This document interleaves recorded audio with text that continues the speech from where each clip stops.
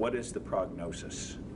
So we're going to be at Shepherd for a while longer. They give us a discharge date originally, but it can vary based on the progress he's making. So it's changed a couple of times since when we first were admitted. And at first we were kind of disappointed when the date changed, but when the therapy team explained it to us, it's changing because he is making such progress. And so right now it's just very imperative that the first, 5 or 6 months he has that individual attention. So when he does come home, he's at a more of an independent level. So we don't have an anticipated discharge date, but while he is here, he's making so many gains. So we've learned to be okay with not knowing and just trusting the process. What is the realistic outcome you expect? In a perfect scenario, I would love for him to be able to walk out of Shepherd, whether it be with a cane or by himself. I would love for him to be able to walk out, but just the fact that we get to leave Shepherd, I'm fine with that, whatever the outcome is or, how his level is. Do the doctors believe he'll get back to where he was physically? I think that is a question that, while they can provide their professional input, that we know only God can really answer.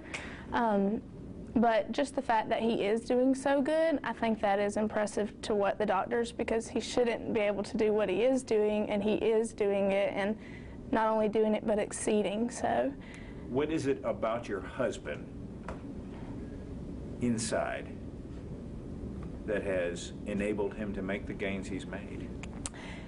Matt is the strongest person I've ever met, and his willpower, not just to prove it to other people, but for himself, is amazing. His willpower has made me do things that I didn't think I could even do, but he has such faith in me even that he's given me strength to do things.